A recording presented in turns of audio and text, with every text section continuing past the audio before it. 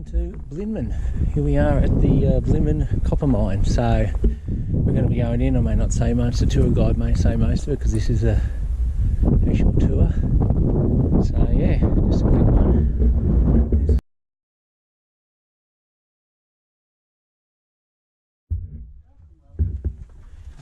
Here we go, tagboard.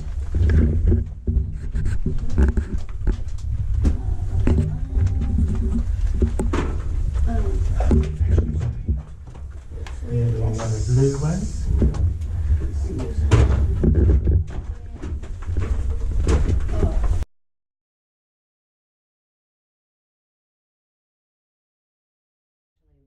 Display of photographs, and on the way back out we're going to come back out the same way we go in, and that's a really nice time to stop and have a bit of a chat about the photos. Most of them are fairly self-explanatory, but it's good to stop at the end on the way through. Yep. At each of the viewing areas, this is a lovely number of people to have underground, it's so easy. At each of the viewing areas, I want each one of you to be able to get up right up close to that viewing area, almost put your nose on the metal grate. The reason I'm saying that is because in some of those viewing areas you're not just looking out, you're looking up and you're looking down, and particularly at the first viewing area I want you to get as close as you can, because there's an amazing bridges at the top that are way worth looking at. You do a light, and so do I. And I'm going to lead the way and we're going to go for a wander. Yeah, let's do it. I'm going to trigger some sounds as well.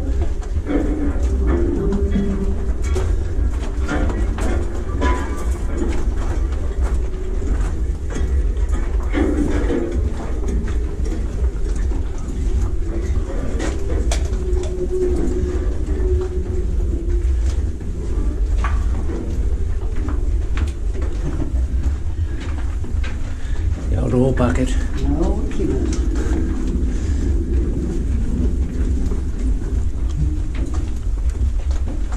Finish up that way, right? We're going this way to start with.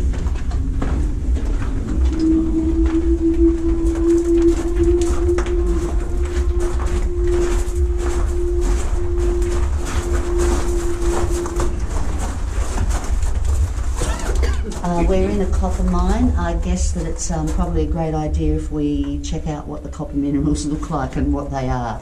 So I'll just go into the middle first because that's reasonably obvious. Look, that's beautiful. It's a gorgeous mineral. It's called malachite. And of course malachite is copper. It's copper carbon, okay? The black that you can see there, and that black and brown, that's also copper. That's called cuprite, and that's copper oxide. In copper mines there are a variety of copper minerals. So for example at Burra, my understanding, and I haven't been to Burra, but my understanding is that the copper carbon at Burra is actually azurite, not malachite. So there are a different range of copper minerals. And they found some copper sulfides in here too, but these are the two that we see the most on the way through. Malachite and cuprite. You know, when they found these things, they knew that they'd found what they were looking for, basically. Video, wherever you want. That's straight out of the 1860s. You know, I'm not going to really comment much, just apart from saying that we wouldn't use it to do anything with, apart from ornamental. You know, a garden, yes, but not. So it's real? Not as a wheelbarrow. You bet it's real. You know, you put a load in that, you've got to balance it. There's no legs on it, it's just those flat running boards underneath. It's every time you decide you want to do something with them, you feel like you're making a fairly large commitment, I would imagine. Yeah. Not very nice. Okay, it's all yours. I really want you to see the two bridges at the top. They're spectacular. This is a beautiful slope. Unbelievable. There's 3 up there. You can see 2 from here.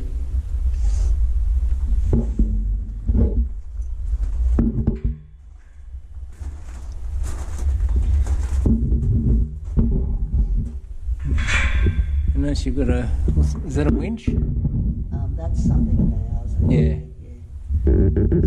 So it was an English company that bought this place right back at the very beginning, and it was 1862. This is a little piece of mining history. The first thing that the English company did before they did work in here is they sent out for some Cornish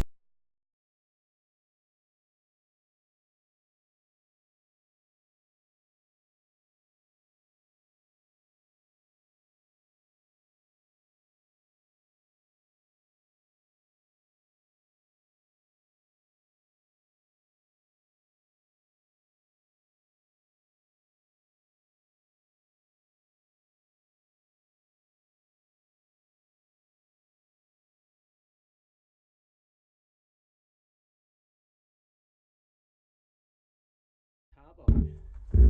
When did the carbide lands come in? Oh God, I don't know the year. Gracie, the other tour guide would know that straight off. Oh, where? He's got all the gadgets and everything. He does it all. The rock and the ore, they used to put it in those massive steel buckets, the kibbles, and they'd fill those full and they'd attach them to chains like this one out here, and they were actually winding them and winching them all the way back up to the top at the start. That's a great photo of what the main shaft looked like in 1905, which is 2 years before the last company walked out. Rail, you know, there's a whole bunch of things. Machinery, there's machinery in here at that point, you know. I'll just point here. They started at the top in 1862. The water level was 90 metres below, and it took them 8 years to get 90 metres below. We get heaps of young miners who come on the tour. They love it, and they're really helpful. They're really, really good. And you should see their faces when we tell them it took 8 years to get 90 metres below the surface. 8 days. It's really just, they look at us really sort of just gobsmacked. In 1869, they were still around the 80-metre level in the mine, and at that point, the population reached the highest that it ever got. All of a sudden, there were 1,500 people living in Blinman. There were roughly 600 men and boys working here. There was obviously a large population of women and children and babies. Do you want me to tell you what life looked like in 1869 here? Not pretty. So the first thing to know is that there were 1,500 people, and they hadn't found what was to become an ongoing supply of water. There was no doctor here permanently. Antibiotics haven't been invented. Most of the miners still weren't living in houses. They were living under canvas. Are you kidding me? I reckon when they hit the water level here in 1869, the first thing they would have done is have a little bit of a celebration, followed by a bath maybe. They brought a steam pump from up around the Nuckalina mine area to here through the ranges, and they set it up and they started to pump the water out of the place, you know. That's so that they could continue to mine, and ultimately what happened was that they mined below the bottom of the main shaft to 166 metres, which is fairly astounding. That's the bottom part of the ore body there. Amazing. So sucked a lot of water out. Sometimes there were 5 dams on the site. Yeah. Just so you know, this is still one of the places we get our town water supply from. So what's the water level now? Still down there? Yep. 21st century, it's not considered potable. Yep. So 98% of us who live here don't drink it. We use it, we use it for everything else. It's usable. Totally, it's just not drinkable. But you know.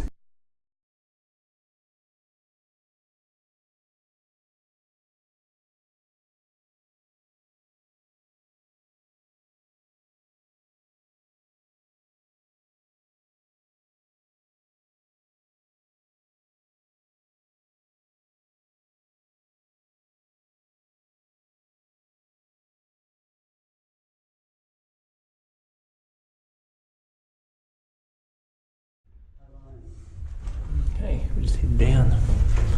A little shoring up. There's a small fault in the rock above our heads here. A great piece of work. Look, there's no nails or screws in this structure at all.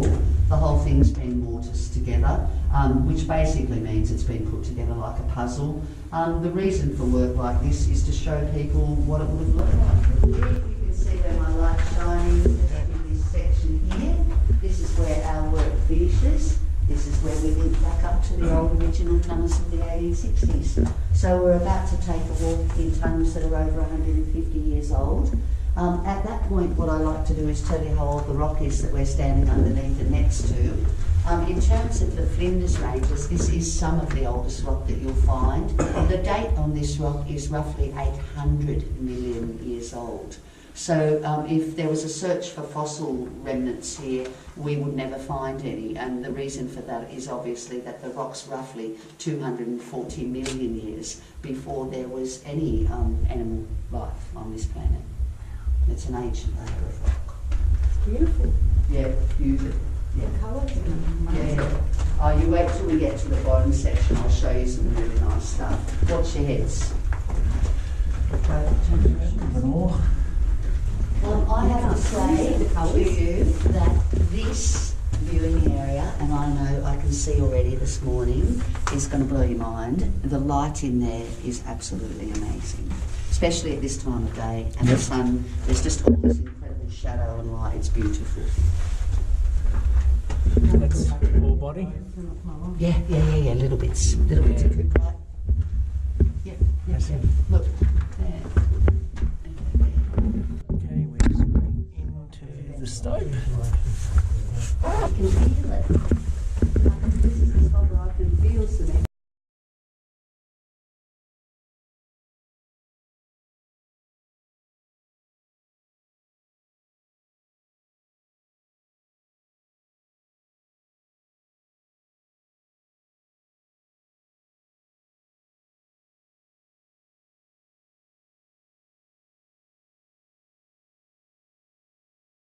Light will just go up into here and up across here. Oh, yeah. And watch your eyes, because I'm coming that way and all the way around and back down again.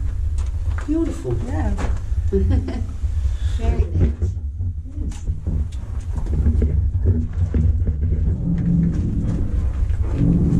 Oh, I'm pretty sure it's the noises, sound effects.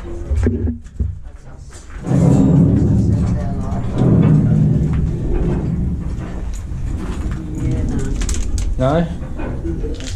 Put your big light on this. Yeah, I'll do that. Big light, can't you? There we go. Oh wow. So, you want me to tell you what it is? It's a It's amazing. It's called a winze, and a winze is an access shaft from one level to the next. The reason for a winze is just about having two levels to bring your ore out from. That's what it's about. Unbelievable. It's beautiful. The distance down there to the next level of tunnels is 10 fathoms or 60 foot or 18 metres. Decent. These metal grates and the ladder and the lights are our work. You know, this was roughly an open shaft, probably with a couple of timbers across it. And you've got men and boys working in this area by candlelight. You've got men and boys, some of whom would suffer injuries and some would be killed from falls. Yeah. There's no doubt about it. Have a look up above your heads in this section, everybody. The ore vein. Oh yeah, wow. Well, this is actually the kind of vein of copper that they would have been a bit excited by. Yeah. Check it out behind, sorry I've forgotten the name now, Amanda here, look at this. Look at this. It's just beautiful. Yeah. This is stunning here, yeah. It sort of comes in here as well, boom, down that way. So that tunnel we can't use. We always thought we were going to be able to take people down that tunnel and put a viewing area at the end, because there's a lovely big stope at the end there on two levels.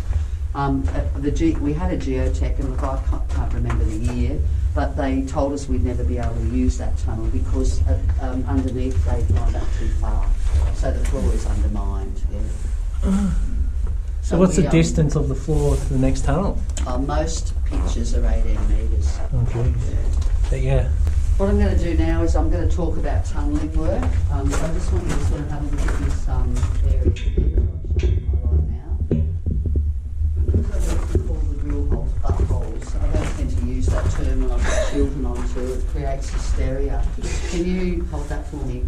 Firstly, I'm going to tell you that the men that did this work, generally speaking, were getting paid a poor flat rate of pay, and they actually paid for all their consumables, and they were called cut workers. Look, that's a very cute name, but this was not a cute job. The method that they're using is still a primitive mining method in the 1860s called hammer and tap, and I don't think hammer and tap's for the faint-hearted, yeah? There's a plan involved, obviously, in where they're going to put the drill holes, and the next job, of course, is to actually drill the holes. Yeah. So you're going to have, you probably have 3 or 4 men working on it, and you're going to have a pick, but this is not the right pick. This is our pick, so we don't hurt anyone or hurt ourselves. The average pick is like the one up in the top tunnel, which we'll have a look at on the way back. That long. It's about that round. It's got a bit of weight in it. So someone's job to hold the pick against the rock. You're probably going to have 2 men that are going to take separate turns to crack the end of that with a large sledgehammer.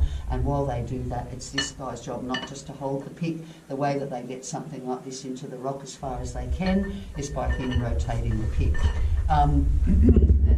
There's no dynamite. It hasn't been invented. So you've got a barrel of gunpowder and a wooden powder scoop. The scoop's about that long, and it's got a hollow wooden handle on it, and you're really literally shoveling the powder into the hole and tipping it off. Quick reminder, every time you do one of these, what you obviously want is the best possible explosion that you can get, because that's actually about time and money.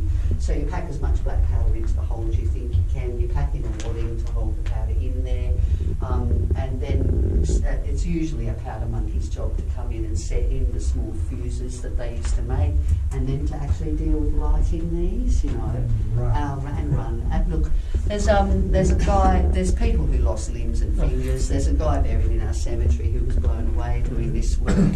It's just not, it's not nice. It's not nice. It's not nice. It's not nice work at all. This little area is what they call a blind, which is in fact a mistake by a team of men who thought that this vein of copper was going to sort of run off in this direction. It doesn't.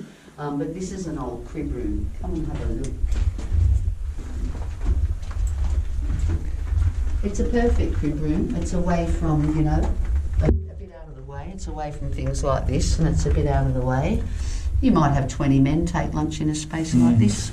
It was a 12-hour working day with a half-an-hour lunch break. Nobody went back up above the ground during the 12-hour working day to take their lunch. They brought their lunch with them.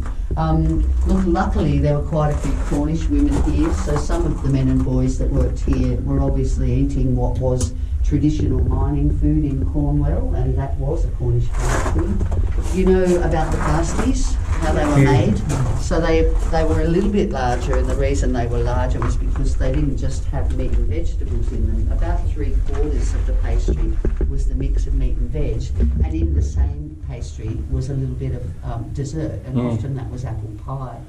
The other thing that the women did that was ingenious is they didn't just put that little sort of crusty crimp that we see today. That was a big kind of wad of pastry, and the men and boys would use that as a handle so that they didn't touch what they were eating with their absolutely filthy hands. They'd eat their way through and toss those handles away. You know what else traditionally they did with the handles? And this is a bit of a classic. Those handles were also used as offerings to what they believed were the spirits of the dead miners. And the reason that they offered the handles was very simple. If you looked after the spirits, they looked after you. Very nice. Nice gesture. Very nice.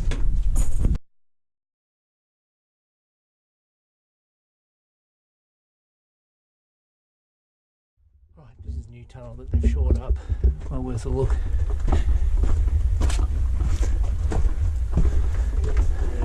Leaves or something? Might be. They're everywhere. Are they? This is the. Just check all the colour in this. We're going back that way. This is a great spot to check out, probably the nicest malachite that we see in the place. Just up in here, it's really beautiful. Really, really beautiful. Wow. Yeah. Okay, so this is this area. What I can tell you is firstly, it's straight out of the 1860s. Apart from two lights that we've put in there, everything that you're looking at is the 1860s. Don't forget to look up in the top right-hand corner especially, look out and look down. And you know, I'm going to ask you to try and imagine roughly 70 men and boys working in a section of the mine like this by candlelight. It'll give you a bit of an idea about what they were doing. I'm going to pop the light on. There you go.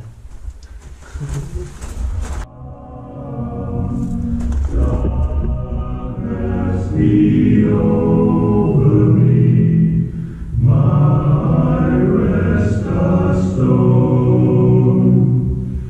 Still in my dreams I need nearer, my God, to thee.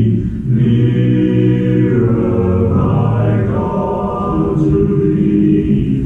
Nearer to thee.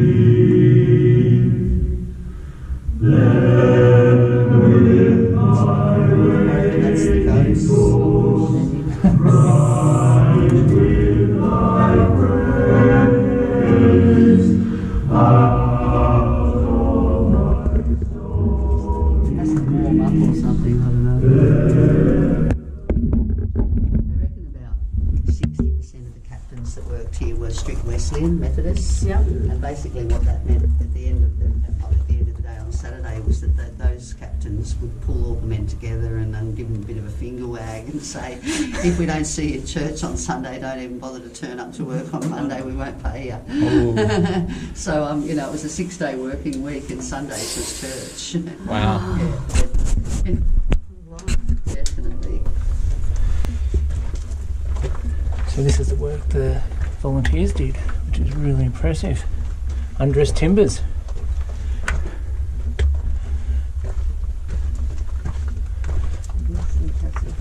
Isn't it? Mm-hmm.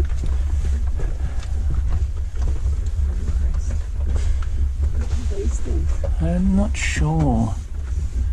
I've noticed them around.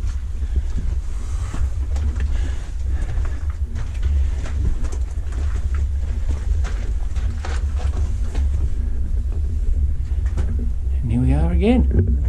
We're back at the Williams is manganese oxide. Yep. And the reason for this exquisite pattern is because the manganese has been crystallised by water. They're beautiful. They're all different shapes and sizes. It's just one of those patterns that reoccur in nature as well. This one here is really beautiful too, because that section of rock is really marbled there. Just feel that.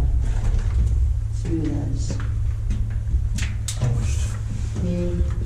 So what's that called again? A dendrite. Dendrites. The word dendrite comes from a Greek word. The Greek word is dendros, and that means branch or tree. Okay. Dendrite. But it's not a branch or a tree, believe me. Put that one there. They look like it, don't they? Yeah.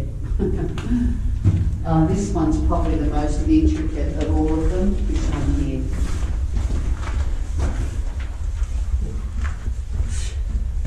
Oh. Yeah, really spectacular. Look at this one here. Oh wow. Unbelievable. Let's get a couple of photos.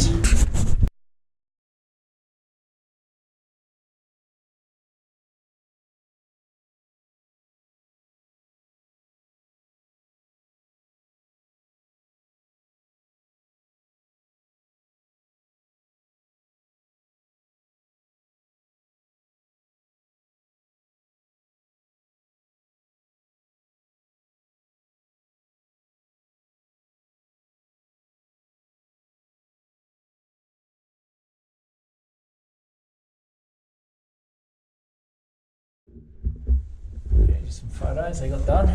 Kibble, These are all Bucket. beauties. Bakelite helmets. You're too bright. Oh, sorry. That one's a little old metal lid off a metal matches container. Oh, Says yeah. Bell and Black London. And the one in the middle is a barrel of a 25-pound barrel of gunpowder, Curtis and Sharp, Great Britain. Is it all brought out from Great Britain? Some of it. And that there is definitely gelignite. And on it it says Nobel, Glasgow, and of course that's Alfred Nobel. That's the same Nobel as the Nobel Peace Prize. He invented gunpowder Ironic. as we know it today. Correct. And he has a Peace Prize. That's a bit of irony. He worked very hard to stabilise it for many years. Then he actually saw what men did with it in the First World War. Yeah. And his brother was also killed by dynamite. And that's when he brought about the Nobel Peace Prize. Oh, Yeah. I did not know that. If I was very cynical, I would also add to that he made her a mozza of money. Which he did. Yeah.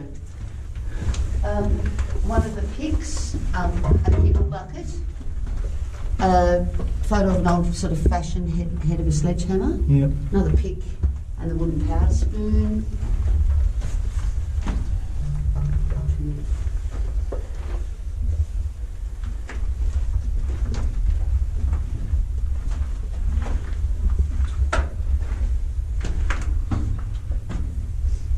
One of the old boilers that's still up above the ground. So it's a beautiful walking trail. It's signposted all the way around. It's way worth the walk. Yeah. Unfortunately, a lot of the equipment disappeared during the Depression, Yep. which is to be expected. You will see the old boilers up there, Yeah. definitely. But I say if you feel like it's definitely a do it, yeah. An old mine cart, truck. 1899, we've got rail. The world has rail. The world has rail. Nice. Candles and candle holders. They called the candle holders spider candles, and they used to make them out of whatever they could find to add extra light to the rock face. The old candle packet here. This is a classic. I know we all know that mining methods have changed in 150 years, but when I look at this picture of the candle box, I don't think advertising's changed very much. On the packet, there's a little picture of the miner, and the writing is the Miner Candles brand. Brilliant light, hard and white. It's a candle.